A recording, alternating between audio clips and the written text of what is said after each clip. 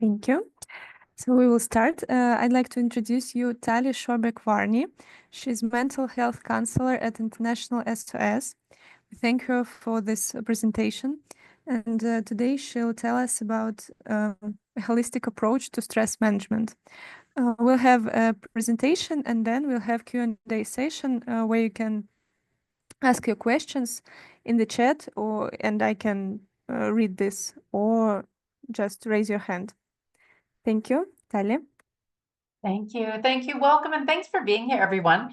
So I want to thank Sjoberg for inviting me to speak. I am a mental health counselor with International SOS, but I'm also a holistic practitioner. I have a private practice. I'm a clinical aromatherapist. I'm a mindfulness-based stress reduction specialist. So all of these things come together to form a lens that I look through practice, and I look at how do we make our lives easier? How do we make our lives less stressful? And how do we have better work-life harmony? So let's get started. This presentation will be, will be approximately 30 minutes. And then we'll have some opportunity for some questions and chatting and whatever comes up for you. I would like to ask a few things of you. First, feel free to move around, listen to your body. Sometimes in our lower back, we feel tight. Sometimes we want to stand up. Sometimes we want to change chairs. Do try to be present, right? Do try to not check your phone, not have sidebar conversations. Just take this 30 minutes to focus. Everyone will be on mute. Send questions to be answered at the end.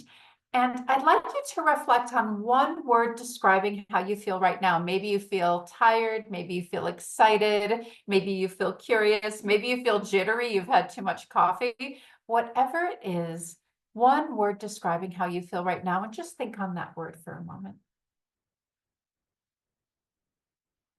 This is a grounding exercise I'd like to ask you to do. And if you are in a space, whatever space you're in, you have some items around you, I'm sure. These can be light sockets, these can be light fixtures, this can be a bulletin board, whatever it is.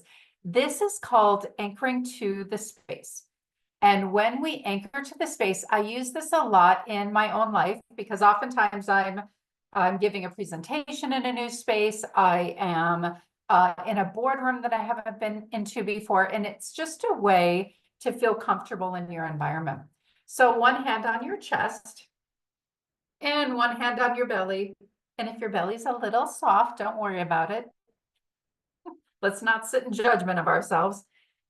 And what we're going to do is we're going to breathe in through our nose and out through our mouth and breathe slowly. Closing your eyes. What I like to do, I like to take off my glasses because my glasses can sometimes just feel heavy on my face. So I take off my glasses and I'm going to breathe in and breathe out through my mouth. Breathe in and breathe out. One more time, folks. Breathing in and breathing out. Opening your eyes with a soft gaze. What I'd like you to do is look around and count different things in your space right now. I'm going to count the lights in my office. 1, 2, 3, 4, 5, 6, 7, 8, 9, 10. I have 10 lights. I'm going to count the plants I have. I have 4 plants. The pictures I have up. I have 5 pictures. I'm going to count my pens in my pen jar. 8 pens. I'm going to close my eyes again now that I've counted some items, and you probably don't have the same items. You might have counted different things, but I'm going to close my eyes again, breathing in and breathing out. Breathing in and breathing out. Breathing in and breathing out.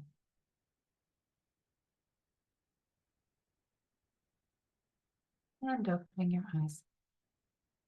What's funny about counting is that it's a basic activity, but it feels really relaxing to us. When we start to feel a little bit stressed, We have this part of our brain you might know about called the amygdala that starts to spark and says, oh my gosh, we're in danger. We're unsafe. Something is happening that's stressing us out. We need to prepare for something. And when we start counting, it engages our frontal lobe. And when we engage our frontal lobe in a counting or sorting activity, our amygdala calms down because it sends a message to our brain that says, hey, I must be doing okay. I must be safe because I'm counting pictures, right?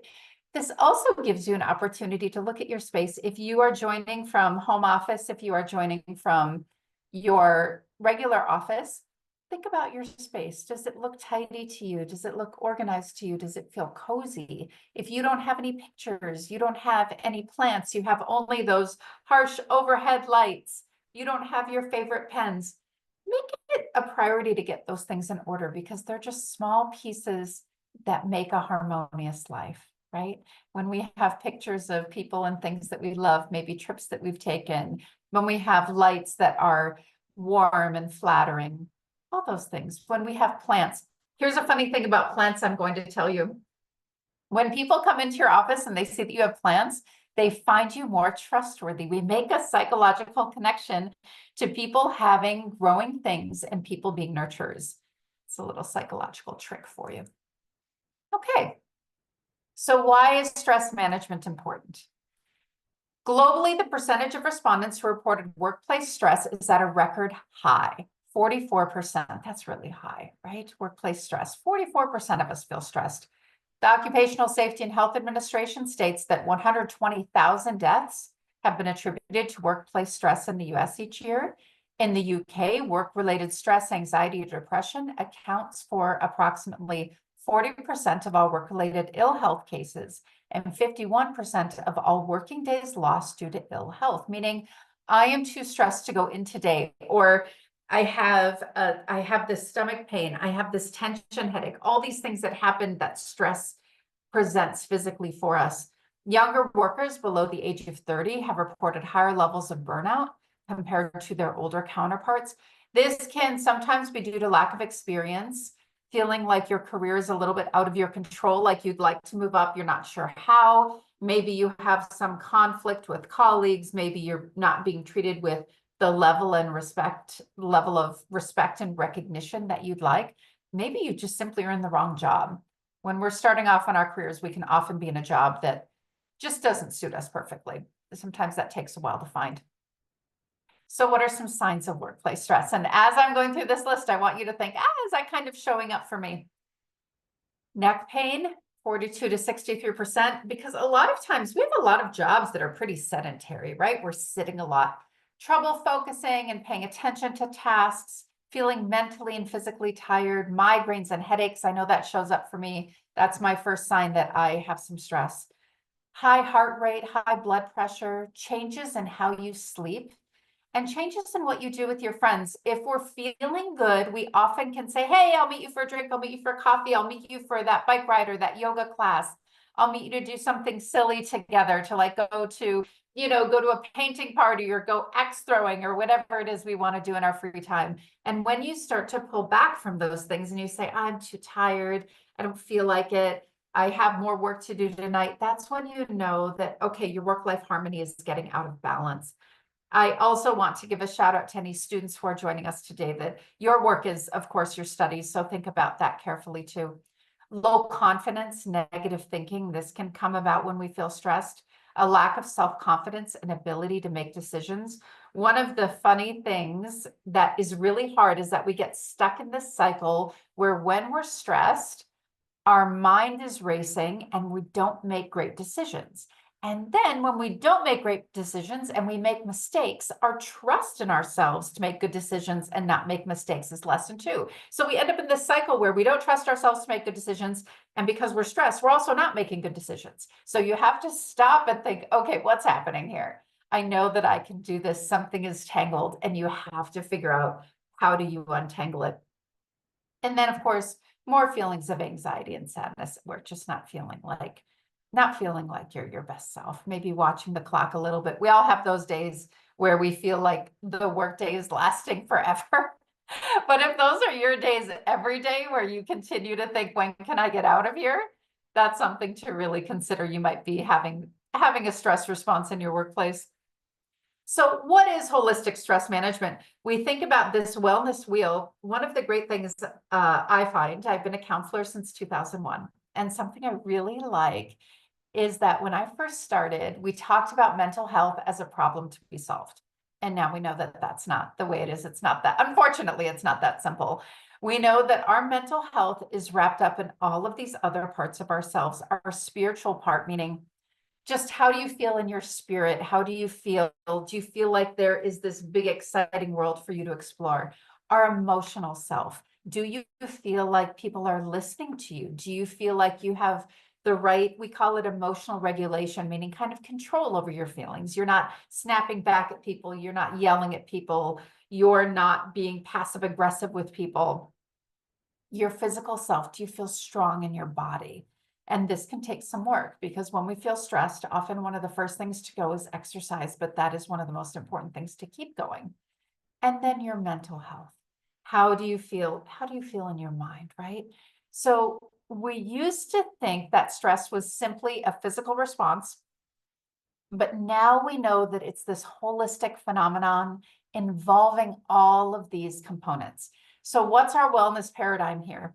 The integration, balance, and harmony of mental, physical, emotional, and spiritual well-being, taking responsibility for your own health in all aspects. Sometimes in my practice, people will say, well, no one invites me to do anything, and they feel really sad about that. And then we have to think, okay, what would you like to do? What can you go and do independently that's interesting to you, that will lift your spirits?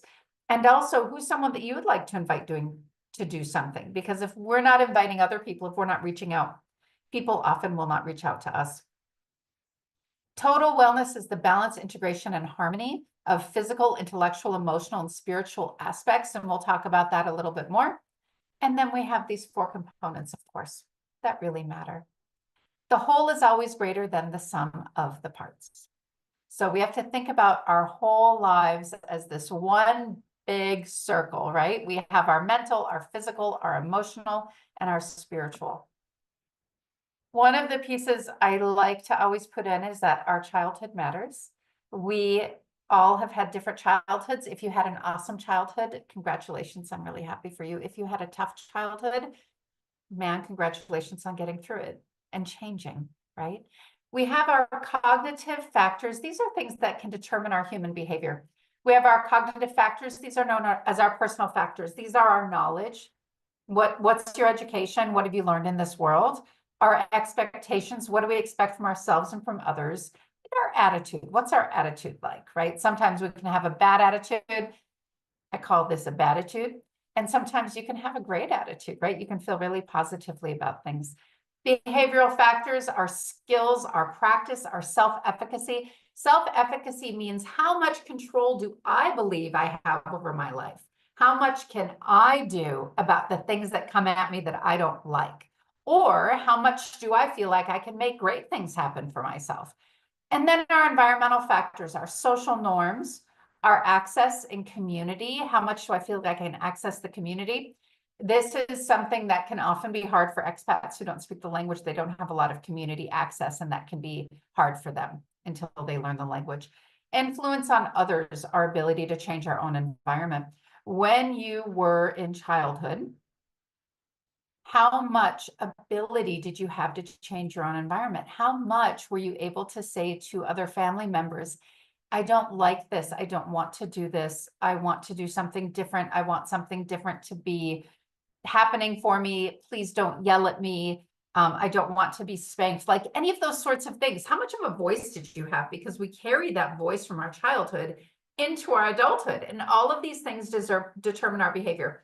Now, what I want to say that's awesome is that if you had some things in your childhood, maybe you didn't have a big voice, maybe you were really isolated, maybe you grew up in a really tough home where people yelled a lot, door slammed a lot, whatever else happened, you can always change your way of thinking. This is the great thing about us, is that we're always changing. We have to make sure that we're changing for the better, but we can always change. So I want you to look at this. This is our holistic health wheel that I love, that I probably look at every single day, either for myself or for my practice.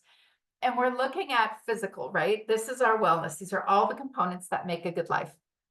And as I go through these, please look at what is really awesome for you, what is okay, and what are areas that you need to grow, because it's pretty rare that I look at this wheel and I think, I'm doing great in all areas. Like typically there's one or two areas that I need to level up a little bit. Physical, are you getting enough exercise? Are you getting your heart rate up? Are you feeling strong in your body? Emotional, are you able to talk about your emotions with other people and feel like you're being understood? Are you not just keeping feelings inside and they're feeling really uncomfortable?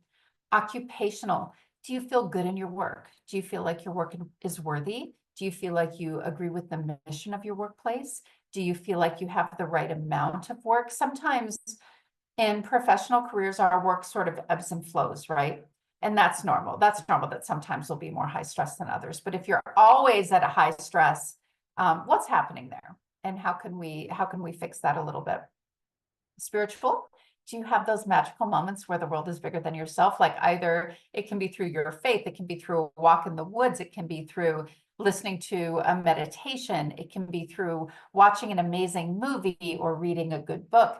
Social, do you have a tribe? Do you have people that you can call up and say, let's go get a coffee, I had a really hard day? Or you can call up and say, hey, there's a great art exhibit, let's come on with me. Like those different things, those people that you can count on. And it's really important for those of you that have partners, it's really important that this isn't just your partner. Because one of the ways that marriage has changed and relationships have changed is that we count on our partners a lot more to be everything in our life. And this makes that relationship really strained because our partner can't be everything all the time. You have to have friends. So it's important that you know that. And then, of course, intellectual. Are you reading really good books? This is outside of the workplace, right? And if you're a student, this is outside of your studies. Are you going to interesting lectures? Are you watching really cool YouTube videos that inspire you? Are you listening to TED Talks? Are you watching independent films? What's happening in your life that's making you feel like you're learning more? Having good conversation. I want to talk about mindful eating. This is something that many of us struggle with, partly because it's hard to find time and partly because it's hard to cook at home for yourself because it takes more time. So there are a lot of great options if you want to eat out and eat mindfully, but mindful eating is a technique to help you slow down, increase your awareness of your food, and promote healthy eating behaviors. We have to build a healthy relationship with food. One of the things that happens now, it's very popular. You know, I'm an American. It's very popular in the United States to do fasting, which I'm not a nutritionist. I think that there certainly can be a lot of benefits, but sometimes it drives us to go through this mode of fasting and then storm eating, right? We don't eat lunch and then we come home and we eat everything in the kitchen and then we lay down on the couch and we feel nauseous, right? So mindful eating is simply gaining control over your eating habits, reducing mindless snacking, replacing automatic actions with more conscious choices, and then enjoying the experience more. If you have ever had this experience, I certainly have, where you are watching a movie and you get yourself a bowl of popcorn and you sit down and you're watching a movie, and about halfway through the movie, you look down and you think, who ate all the popcorn? And it was you, and you didn't even notice it. Right? This is mindless snacking, automatic eating, right? We have to be mindful. So what are some ways to be mindful here? Cooking and eating when you're in a good mood. And often I find that cooking puts me in a good mood. If I have all the ingredients, if I'm looking forward to the meal, I put on some nice music or a podcast, I have a tidy space. Sometimes I tell my kids to go upstairs and I just have the kitchen to myself, which they don't mind. Feeling and the taste of the food, like really thinking about how does this taste? Like, oh my gosh, this pear is totally delicious. Or, you know, in Almaty, we just have such delicious apples. Soft, relaxing music, eating your favorite food last, just saving it. Not multitasking, no eating in front of the TV, sitting at a real table. Sometimes when we're in a rush, we'll even eat standing over the sink, or I see people walking around and eating. Or in the US, we do this thing where we eat in our car, which, you know, I'm not sitting in judgment, but it's not mindful eating, right? Respecting your body and your health, always drinking more water, you know, swapping out that soda for water at your meal. And thinking about in this mindful eating cycle, thinking about why do I eat? When do I want to eat? What do I eat? How do I eat? How much do I eat? And where do I invest my energy?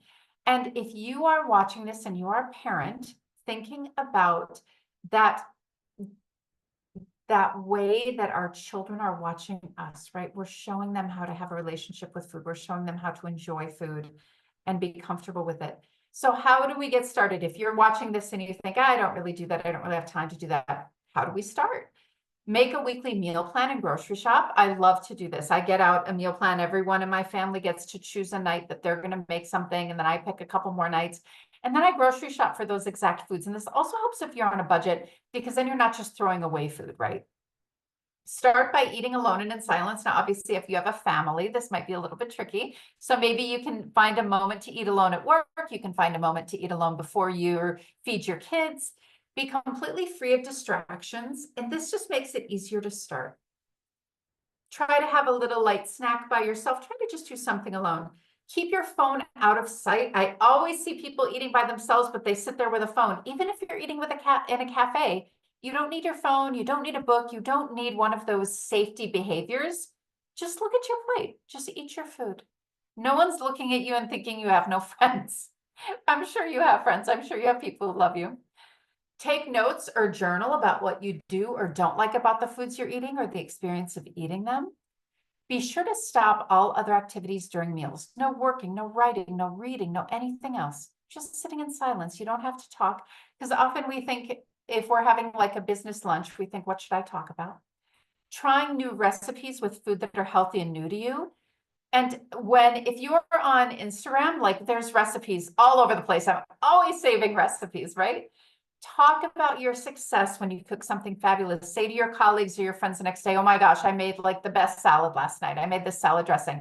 I had a friend the other day telling me about a terrific salad that she made, and I went home and made it, and it was awesome, right? Sharing good food ideas. So the second thing that we have a hard time with is building in exercise. Maybe for you, you have a good routine and exercise is a priority. So if that's the case, I love that. But if you are like me and it's kind of hard to fit it in and you have to really think about it intentionally and you think, oh, I will go, I'll do it after work. And then after work comes and you get busy with other things, right? When are you going to fit it in and how do you make it a habit? Plan out your gym time. This limits decision fatigue. When I have to think, when am I going to go to the gym? That thinking about when I'm going to go already makes me feel tired. But if I say, hey, I'm going to go to the gym every morning at 7, then I just know it's going to happen. Be efficient, in and out in 20 minutes or however long it takes you. Go with others if that helps you. Some people like to just go for a good run by themselves and kind of de-stress. Some people like to be with others. Join a class or a team if that's your personality. Work out while your kids exercise. Often, if you're like me and you're a parent, you bring your kids to an event and then you just sit and scroll through social media. Use that time to exercise. Keep clothes and small weights at work or in the car. I keep some weights under my desk. I keep a yoga mat under my desk so I can do stretching in between appointments. Walk on errands around the office and in the community, especially I think when the weather is cold, we think I'd rather just take a taxi. But do see if you dress appropriately for the weather, there's no bad weather, there's only bad clothes. So you can always dress warm enough and get out there. Compete with your personal best. Oftentimes we go to the gym and we look at people that are younger and fitter and we think, oh my gosh, I feel so silly being here. No, no, no, no, no. You're not competing with other people. You're competing against yourself. I could do 50 sit-ups last week. I can do 100 sit-ups this week. I'm getting better. I'm getting stronger. And then the last one, figure out what you like. Oftentimes in relationships, particularly in romantic relationships, we go to the gym with our partner and we don't enjoy it because we're doing what they want to do. But maybe what you want to do is totally different and maybe you want to go at a different time. You don't need to go to the gym together. I've been married for 18 years, so that's my advice to everyone out there. You don't have to do everything together to have a good marriage. So how does exercise reduce stress? Chemical release, of course, we know this, increases concentration, better sleep, and it also can be a form of meditation. Sometimes I can be, I can be cranky, I can be frustrated, I can feel overwhelmed. And then I go for a run around the track and I think, okay, I'm going to do 5 laps around the track. And then afterward, I come home and I think, that's not that big of a deal. It doesn't bother me the same way anymore. So getting outside, getting your heart rate up, super helpful. A punching bag, any of those sort of great things you can do to kind of get out that stress. Next one, let's talk about sleep. I am really big into sleep.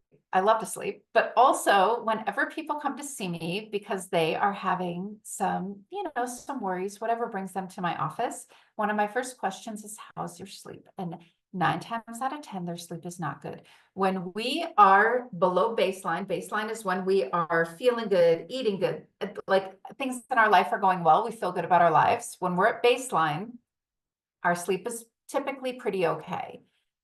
The first sign, one of the first signs that we're below baseline, that we're struggling, is that our sleep starts getting messed up. And I find this with me. If I am below baseline, I wake up at 2 in the morning and I start worrying about things. Then I think, okay, something is happening that's got me turned around, right?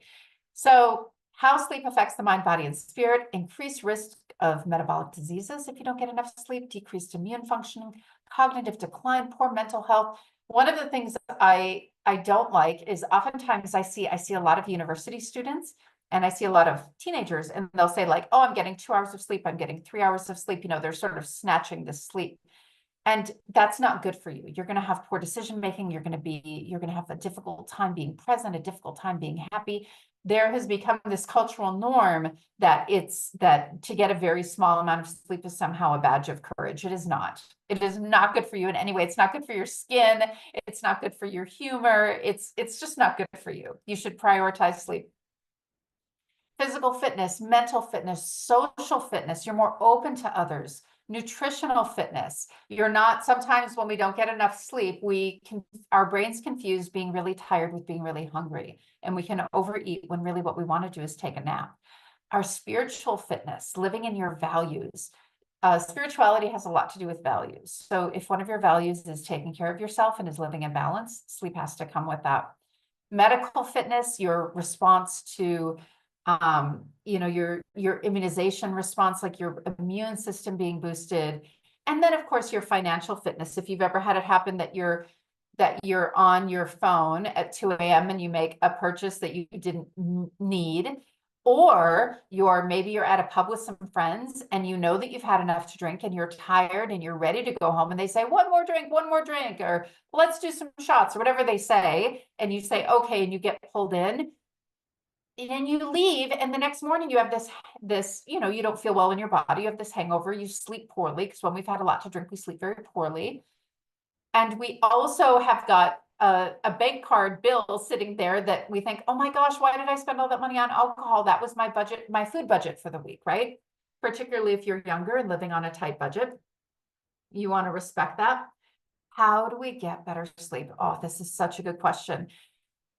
Here are some solutions. Now, I will say that if you are really struggling with sleep, talk to your doctor, because they have a million more solutions.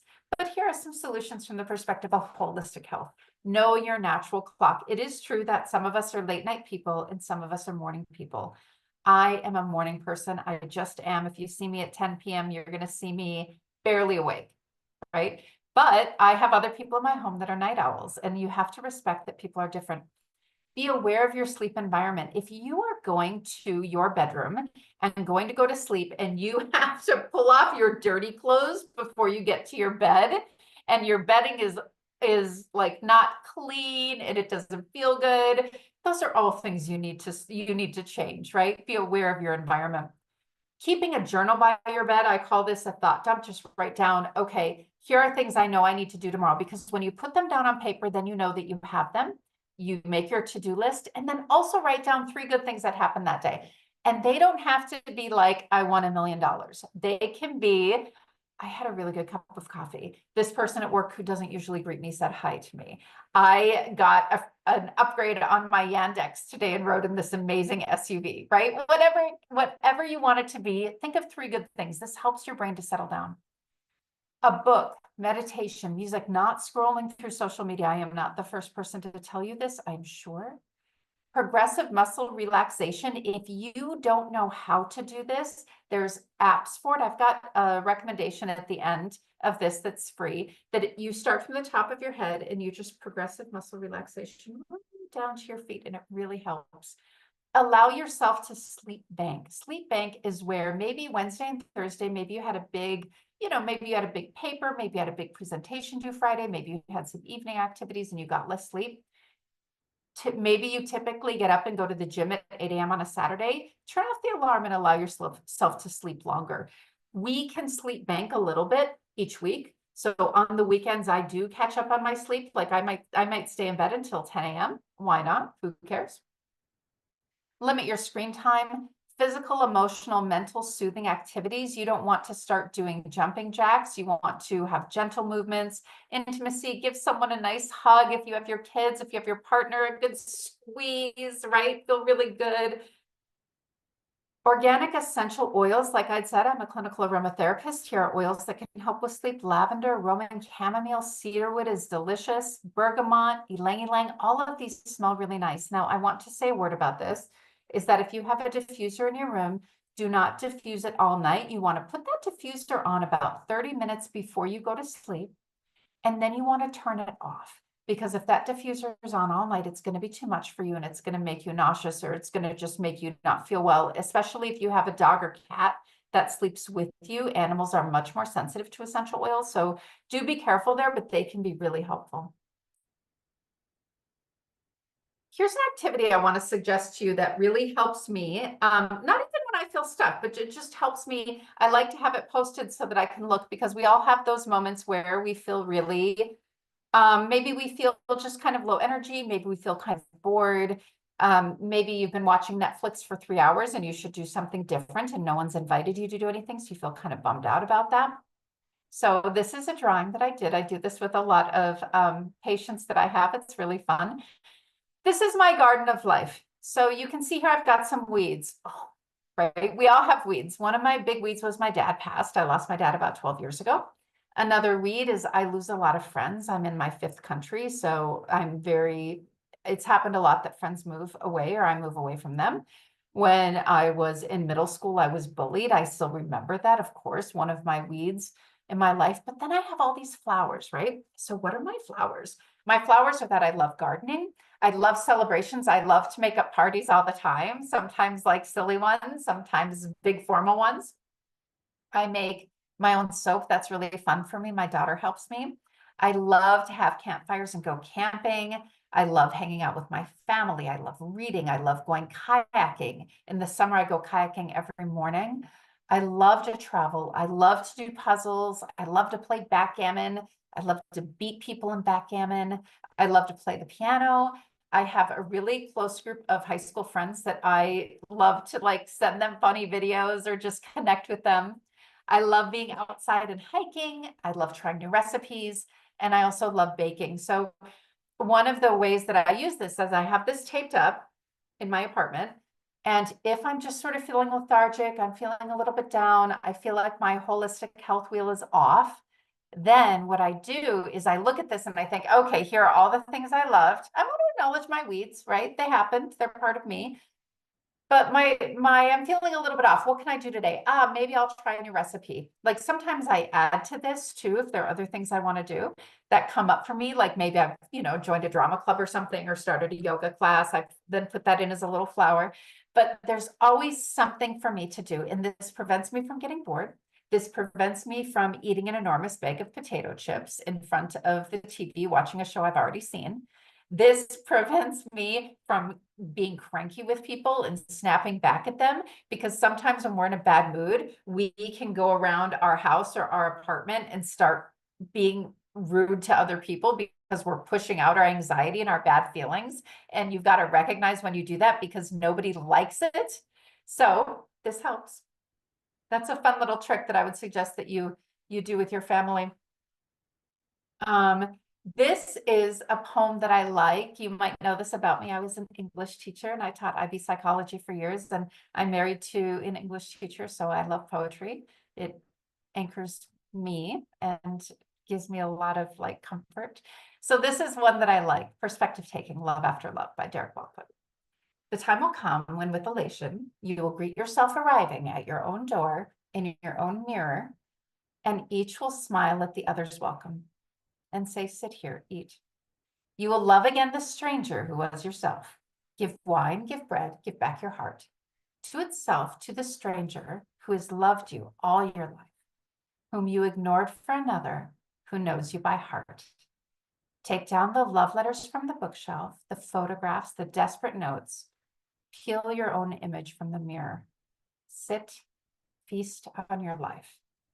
What I love about this is that the first person that we put last is always ourselves, right? Our kids, our relationships, our work, everything comes before us.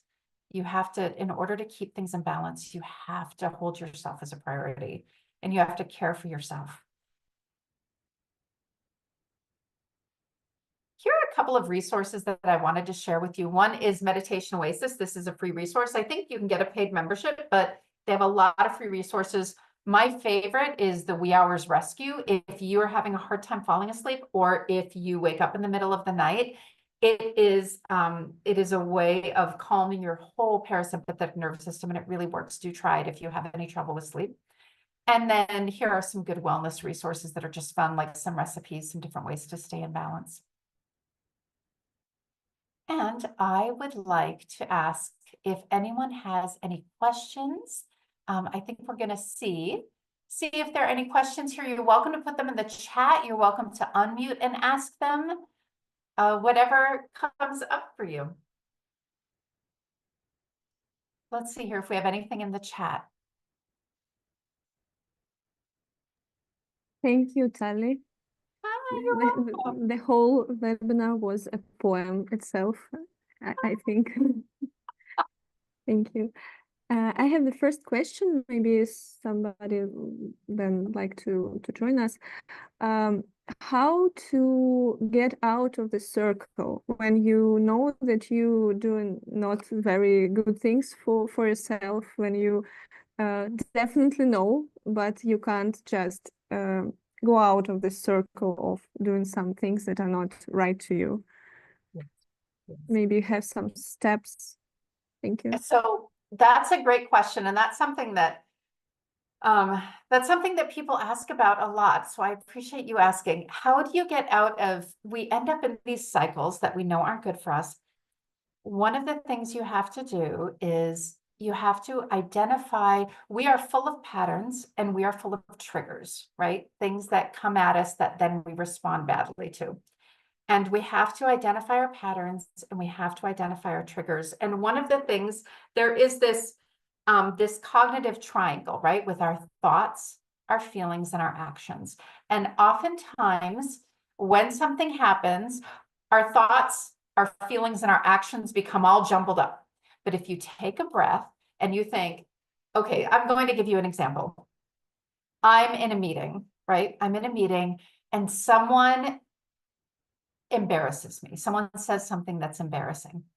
And my immediate thought is, I'm embarrassed. I can't believe they said that. That person is such a jerk. My feeling is embarrassment.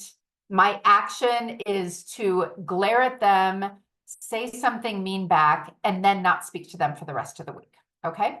Now, you're asking about cycles. Maybe this is a pattern that I have with this colleague. Sometimes we can get into these uncomfortable patterns.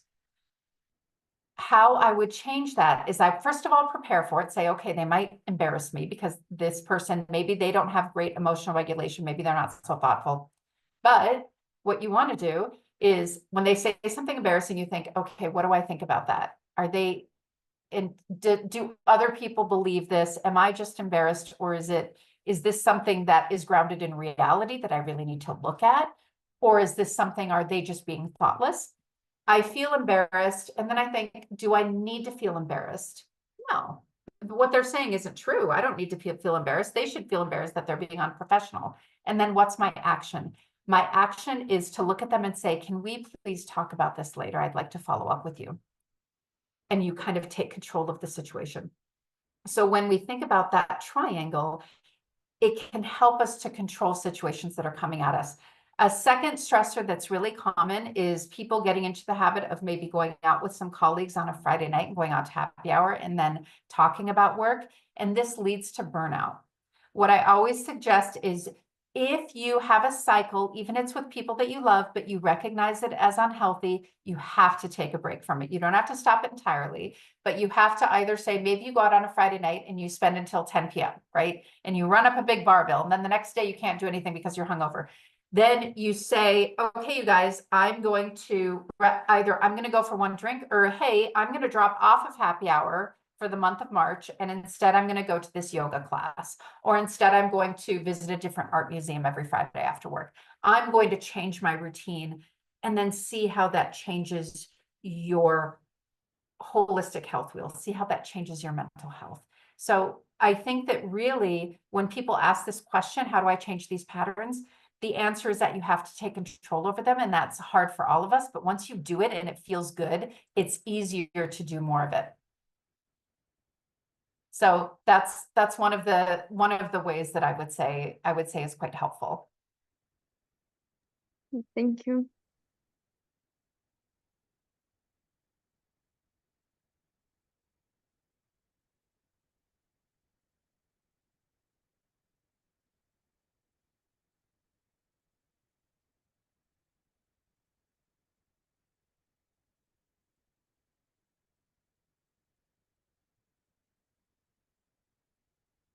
Lots of times people have questions about relationships.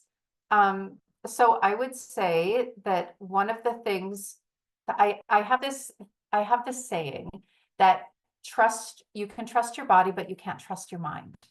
And one of the pieces that I mean by that is that our mind can tell us stories, right? Our mind can tell us this person doesn't like you, other people are smarter than you shouldn't have gotten this job, your English or your Russian isn't good enough, whatever it is. Our mind can tell us these stories. It can make connections that aren't true. Don't listen to your mind, right? Your mind, it's sometimes it can be your own worst enemy. You have to challenge those thoughts and change them, but you can listen to your body. If you are if you are with a group of people, maybe they invite you out to lunch and you feel like this icy clutch in your chest, or you feel like this nervousness in your stomach, you can think, okay, I feel nervous. I'm identifying this feeling as nerves. Why am I feeling nervous? Is it because I'm so excited I want to make a good impression? Is it because I think that these people are somewhat mean and maybe don't like me and I don't know why they invited me? What's happening? So how you feel in your body can be really helpful. And I want to say it can also be really helpful for financial health, because we all have had that feeling. You're with a friend and the friend says, hey, I'm going to get a Starbucks coffee. And you think, I don't typically spend $5 on a coffee. And you think, well, I should get one too because they're getting one. And you have this funny feeling in your chest of like, I don't want to spend this much money on a coffee. I'm really trying to save. I have different financial goals. Don't do it. You have to listen to that feeling, right? Because our body will guide us. If we're in tune with our body, it will guide us. And then you can say, you enjoy the coffee. Can you actually get me a free glass of water? Because I've got different financial goals. Like I can't spend money on this right now. And this is something that we have to really think about with our holistic health, because a lot of our stress is around money. And just like controlling ourselves and our reactions to things, we have to control our finances too, because that will make us feel safer and more comfortable and prouder of ourselves. So that's a common stressor that people have, is kind of keeping up with other friends and families that maybe are at a different income level. I will say, if you think of anything else, you can find me at International SOS. You can find my email. Please send me any question you send me. I'll answer anyone's question within 24 hours. I promise. I love to talk about holistic health. Yeah, we'll send every participant the webinar and the presentation, the recording of the webinar. So, and we'll share it in our social media. Oh, perfect. Thank you so much. I appreciate that. Thank you. There's a comment. Ah, thank you. Thank you for those nice comments. It means a lot to me. Yeah. So all the best in your whole holistic health wheel, everyone. Thanks for joining. Have a good day. Have a good day. Bye-bye. Thank you very much. Ah, thank you.